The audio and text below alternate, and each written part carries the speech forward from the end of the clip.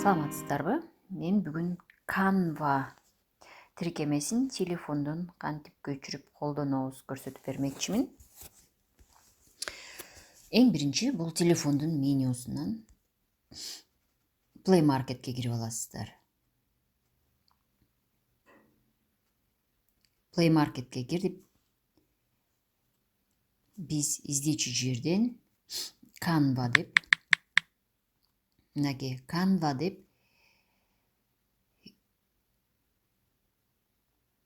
орусча жазсаңар дагы баары алдында көргөзүп жатат. Мынакей менде мурда көчүрүп алган болчумун. Мурда көчүрүп алган үчүн мага обновить деп атат. Сиздер болсо скачать деген жерге киресиздер. Скачать кылсаңыздар, анан сиздин email адресиңизди сурайт. Ушул жака кирип катталып аласыз. Мен бул жака мурда катталып койгон үчүн менин атым менен бул жака кирип калды. Мынакей киргенден кийин эле мындай баракча ачылат. Бул жерде биринчи анимация, публикация в Instagram, история Instagram, плакаттар, фотоколлаж деп турат, флайерлер жасасаңыздар болот, логотиптерди, визитная карточка, видеолорду жасасаңыздар дагы болот. Мынакей приглашение жасайсыздарбы, пригласительный билет, презентация жасасаңар болот, буклеттерди жасасаңыздар болот мындай кылып. Андан кийин аны кадимкидей эле принтерден басып чыгарып алып, таркатканга мынакей плакаттар, открыткалар жасайбыз. Открытка, фонду өзгөртөсүңөр, резюме жасасаңыздар болот, флайерлер жана башкалар документтерди жасасаңыз болот. Эң биринчи Instagram үчүнбү же кайсыл сиздерди көбүрөөк кызыктырат? Анимациядан баштай берелик, кандай болот экен. Бул жакта мынакей ар кандай шаблондорду берип жатат. Ачсаңыздар, таанышып аласыз. Эмне бар, кайсы жок, кайсы бар, кайсы сизди көп кызыктырды. Болгонун алып алып эле өзүңүздүн мүмкүнчүлүгүңүзгө жараша бул жерден колдоно баштайсыздар. Бизге жакканын тандап алабыз. Болгон мүмкүнчүлүктөр. Мынакей мен мурда колдонуп сиздерге видеолорду таратып көрсөтүп жүргөндөр дагы ичинде бар. Мынакей бул жактан морекини көргөзүп берейин. Мынакей бул жакты көргөзүп жатат, Бул жактан видеону басып койсок, кандай кылып көрсөтөт экен, бул кандай болуп өзгөрүп калат. Болду. Анан бул жерде эң алдында кайра муну токтотуп коем. Үстүндөгү крестке бастым. Эми бул жакта эң алдында карасаңар, оң жакта плюсту басабыз. Плюсту бассам, бул жакка текстти кошуп алсам болот. Же болбосо сүрөттү кошуп алам, видеолорду кошуп алам. Каалаган видеону бул жака кошомун.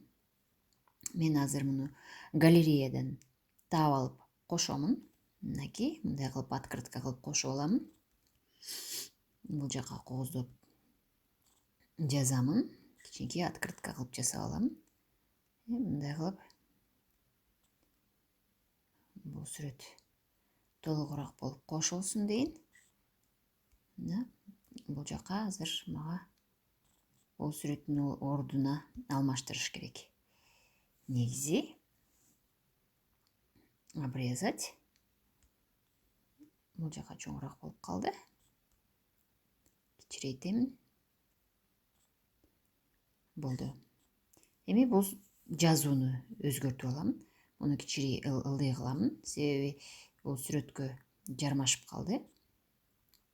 Же болбосо ушул сүрөткө тегерекченин ичине түшүп калышы үчүн азыр муну кайра артка жылдырамын дагы. Бул сүрөттүн ордуна бул жерге жака коюш үчүн мындай жылдырамын дагы. Могул жерге ордуна бул жерге кошкондой кылып жасайбыз. Артка жыламын. Сүрөттөрдү тандап алдык. Бул жака сүрөттү тандап кош деп жатат. Так. Бул сүрөттү алып барып ордуна коюп коем. Алдына жазууну өзгөртүп баштайм.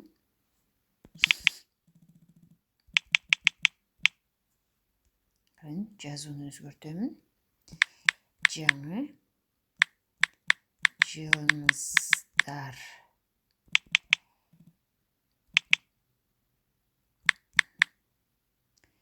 Жылга даярдык деп коеюн. Бул эне эле чоң болуп калды жазуубуз. Мынакей өзүнө басып койсоңуз, мынакей бул жерде шрифттин чоң кичинеси көрүнүп жатат, ак тамга болуп көрүнүп атат. Муну чоңойтуп кичирейтип алсак болот. Кичирейттик. Бул жерге кичирейтип койдум. Эми бизге дагы эмнеси керек? Прозрачность деп турат. Мындай боло берсин.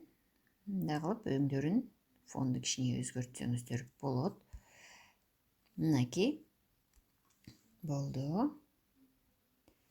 Үстүндө турган деди кавычка менен эле.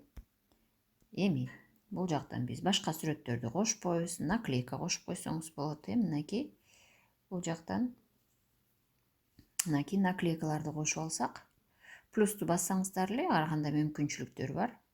Ракета бар. Мынакей бул тегеректи жазууну кошуп алсак да, жазуусун өзгөртүп койсок болот. Мынакей мүмкүнчүлүктөрдү карап чыгабыз.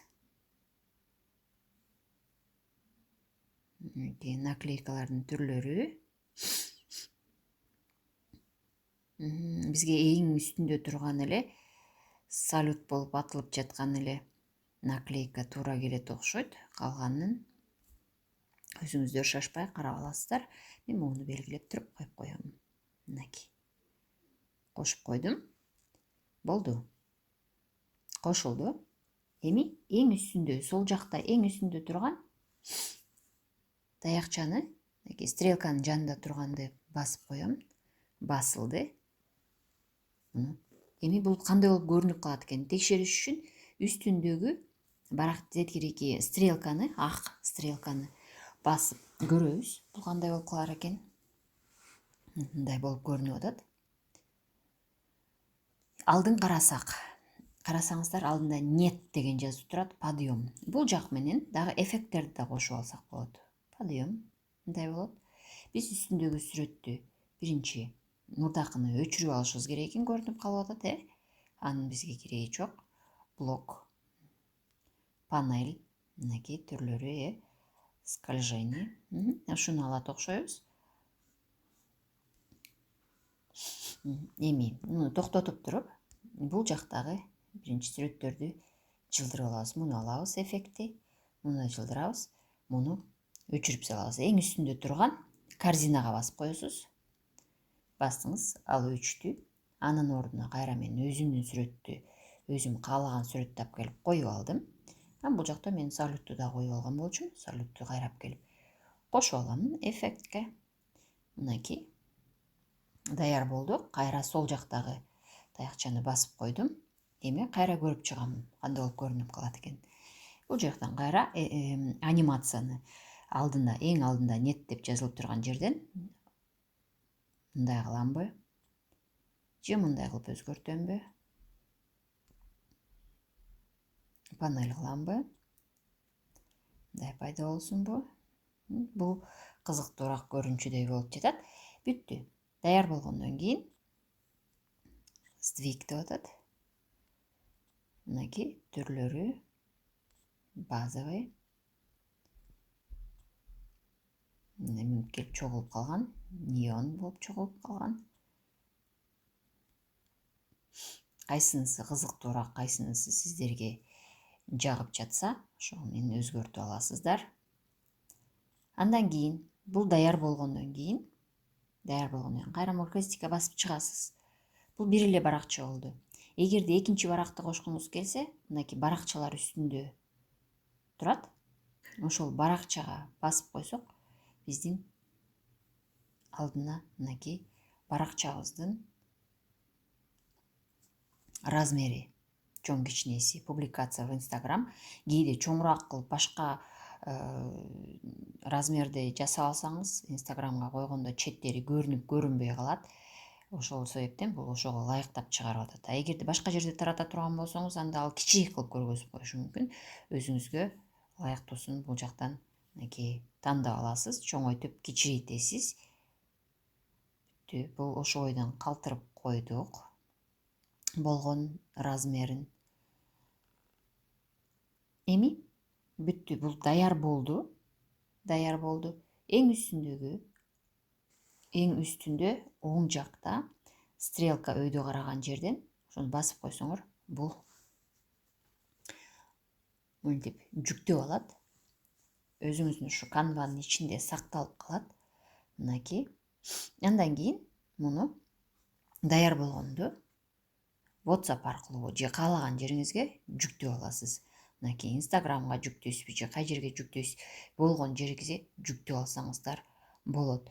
Мен негизи муну жөнөкөй видео көрүнүш үчүн негизи облакаларга көп сактап алам. Облаканы таап алам, же болбосо канванын ичинде эле калсын деп айтсам дагы болот. Мен көбүнчө мынакей менин облакам бар. Облакага сактап коем. Бул жактан ар кандай менин папкаларым бар. Бул жактан бул папканын ичине мындай кылып сактап койдум. Андан кийин керек болсо каалаган жака WhatsApp аркылуу жөнөтөмбү, Facebookка жүктөймбү, видео болуп калды, ал жерден жүктөп кое бере аламын. Бул Canva телефондон биринчи сабагыбыз. Кийинки сабактарда дагы улантмакчыбыз.